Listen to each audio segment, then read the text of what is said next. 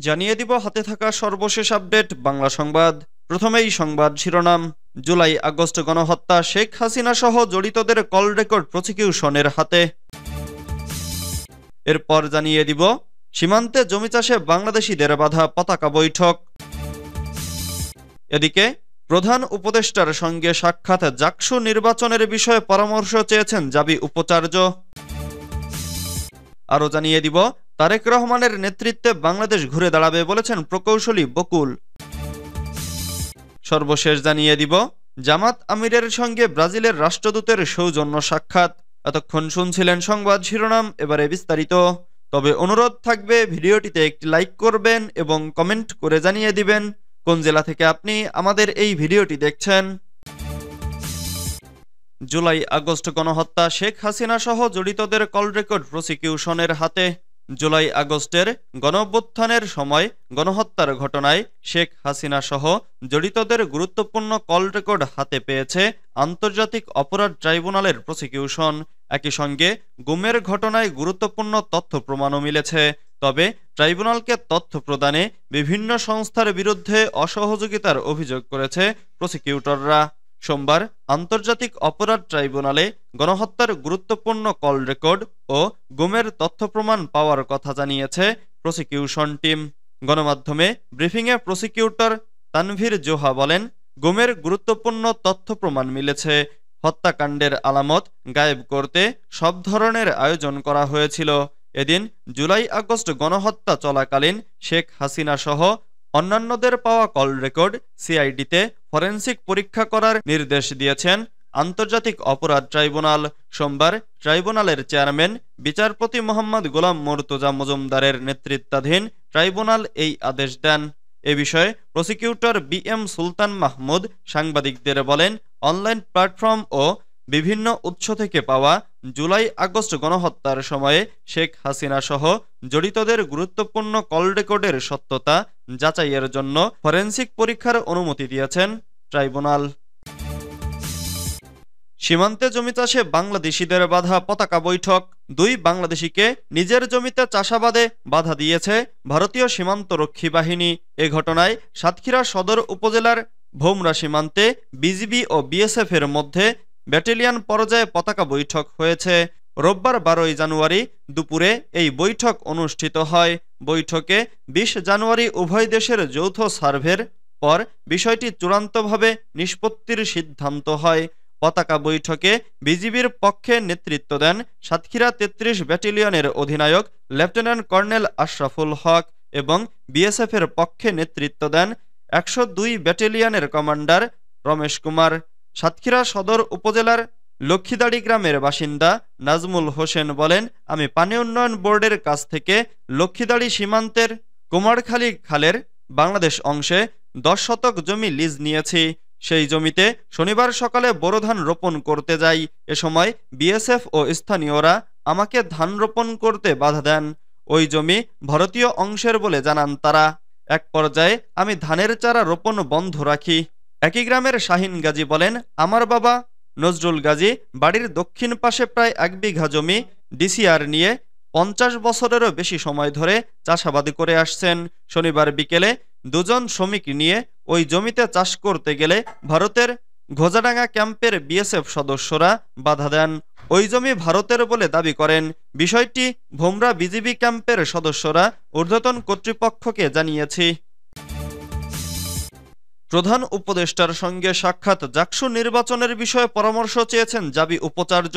জাহাঙ্গীরনগর বিশ্ববিদ্যালয়ের উপাচার্য অধ্যাপক ডক্টর মোহাম্মদ কামরুল আহসান সোমবার 13 জানুয়ারি রাষ্ট্রীয় অতিথি ভবন যমুনায় প্রধান উপদেষ্টা প্রফেসর মোহাম্মদ ইউনুসের সঙ্গে সাক্ষাৎ করেছেন। এ সময় অধ্যাপক কামরুল আহসান উপাচার্য হিসেবে দায়িত্ব গ্রহণের পর জাহাঙ্গীরনগর বিশ্ববিদ্যালয়ের শিক্ষা ব্যবস্থা ও শিক্ষার্থীদের জীবনযাপন বিষয়ে কি অগ্রগতি ঘটেছে সেসব বিবরণ প্রধান উপদেষ্টার কাছে তুলে ধরেন। উপাচার্য কামরুল আহসান জানান, বিশ্ববিদ্যালয় কর্তৃপক্ষ বহুল প্রতীক্ষিত জাহাঙ্গীরনগর বিশ্ববিদ্যালয় কেন্দ্রীয় ছাত্র সংসদ নির্বাচনের রোডম্যাপ প্রকাশ করেছেন। ঘোষণা অনুসারে নির্বাচনের তফসিল আগামী ১ ফেব্রুয়ারি ঘোষণা করা হবে। ইতোমধ্যে ১০ জানুয়ারি খসড়া ভোটের তালিকা প্রকাশ করা হয়েছে জানিয়ে জাকসু নির্বাচনের বিষয়ে প্রধান উপদেষ্টার কাছে পরামর্শ চেয়েছেন জাবি উপাচার্য অধ্যাপক কামরুল আহসান বলেন, ১৯৭১ সালে জাহাঙ্গীরনগর বিশ্ববিদ্যালয় প্রতিষ্ঠার পর থেকে মাত্র ৯ বার জাকসু নির্বাচন অনুষ্ঠিত হয়েছে এবং প্রায় ৩৩ বছর ধরে প্ল্যাটফর্মটি নিষ্ক্রিয় রয়েছে। সর্বশেষ ১৯৯২ সালে জাকসু নির্বাচন অনুষ্ঠিত হয়েছিল। তারেক রহমানের নেতৃত্বে বাংলাদেশ ঘুরে দাঁড়াবে বলেছেন প্রকৌশলী বকুল। বিএনপির ভারপ্রাপ্ত চেয়ারম্যান তারেক রহমানের নেতৃত্বে বাংলাদেশ আবারও ঘুরে দাঁড়াবে বলে মন্তব্য করেছেন দলটির কেন্দ্রীয় নির্বাহী কমিটির বিজ্ঞান ও প্রযুক্তি বিষয়ক সহ সম্পাদক প্রকৌশলী আশরাফ উদ্দিন বকুল। রোববার ১২ জানুয়ারি বিকেলে মালয়েশিয়ার রাজধানী কুয়ালালামপুর বুকিত বিংতাং এ পিঠাঘর রেস্টুরেন্টে ৩১ দফা নিয়ে মতবিনিময় সভায় প্রধান অতিথির বক্তব্যে তিনি এসব কথা বলেন। তিনি বলেন, আজকে কেউ কেউ বৈষম্যবিরোধী আন্দোলনকে নিজেদের আন্দোলনের ফসল বলে দাবি করছেন, কিন্তু না, বিএনপির এক দফা আন্দোলনের ধারাবাহিকতায় জুলাই বিপ্লব সংঘটিত হয়েছে, যার নেতৃত্ব দিয়েছেন বিএনপির ভারপ্রাপ্ত চেয়ারম্যান তারেক রহমান। তার সঠিক নেতৃত্বে বাংলাদেশ আবারও ঘুরে দাঁড়াবে ইনশাআল্লাহ, কেননা তিনি তার সঠিক নেতৃত্বের প্রমাণ দিয়েছেন জুলাই আন্দোলনে। রাষ্ট্র পুনর্গঠনে তিনি ৩১ দফা রূপরেখা ঘোষণা করেছেন। বিএনপি ক্ষমতায় গেলে সবাইকে সঙ্গে নিয়ে সেই ৩১ দফার আলোকে রাষ্ট্র সংস্কার করা হবে। প্রবাসীদের অবদান তুলে ধরে প্রকৌশলী আশরাফ উদ্দিন বকুল বলেন, প্রবাসীরা হাড়ভাঙা পরিশ্রমের মাধ্যমে টাকা উপার্জন করেন, সেই টাকা দেশে পাঠান, ফলে দেশের কোষাগার ও অর্থনীতি সমৃদ্ধ হয়। গত কয়েক মাসে বাংলাদেশে $13 মিলিয়ন রেমিটেন্স জমা হয়েছে। তাহলে বিগত ফ্যাসিস্ট আওয়ামী স্বৈরাচারের ১৫ বছরের আমলে কত মিলিয়ন ডলার রেমিটেন্স থাকার কথা ছিল? কেন সেই ডলারগুলো নেই? রেমিটেন্স সরকারের একমাত্র উপার্জনের জায়গা, অথচ সেই কষ্টার্জিত টাকা বিগত ফ্যাসিস্ট স্বৈরাচার আওয়ামী লীগ সরকারের মন্ত্রী এমপিরা বিভিন্ন প্রকল্পের নামে হাজার হাজার লাখ লাখ কোটি টাকা বিদেশে পাচার করেছে। আজ বাংলাদেশের অর্থনীতি তলানিতে। জামাত আমিরের সঙ্গে ব্রাজিলের রাষ্ট্রদূতের সৌজন্য সাক্ষাৎ। বাংলাদেশে নিযুক্ত ব্রাজিলের রাষ্ট্রদূত পাউলা ফার্নান্দো দিয়াস ফেরেস জামাতে ইসলামীর আমির ডক্টর শফিকুর রহমানের সঙ্গে সৌজন্য সাক্ষাৎ করেছেন। সোমবার ১৩ জানুয়ারি বেলা ১১টার দিকে মগবাজারে দলটির কেন্দ্রীয় কার্যালয়ে এই সৌজন্য সাক্ষাৎটি অনুষ্ঠিত হয়। এ সময় রাষ্ট্রদূতের সঙ্গে তার বিশেষ সহকারী মিস সাদিয়া উপস্থিত ছিলেন। মতবিনিময়কালে তারা বাংলাদেশ ও ব্রাজিলের স্বার্থ সংশ্লিষ্ট বিষয় নিয়ে খোলামেলা আলোচনা করেন। ভবিষ্যতে উভয় দেশের মধ্যে পারস্পরিক সম্পর্ক উন্নয়ন ও অগ্রগতির ধারা অব্যাহত থাকবে বলে তারা আশাবাদ ব্যক্ত করেছেন।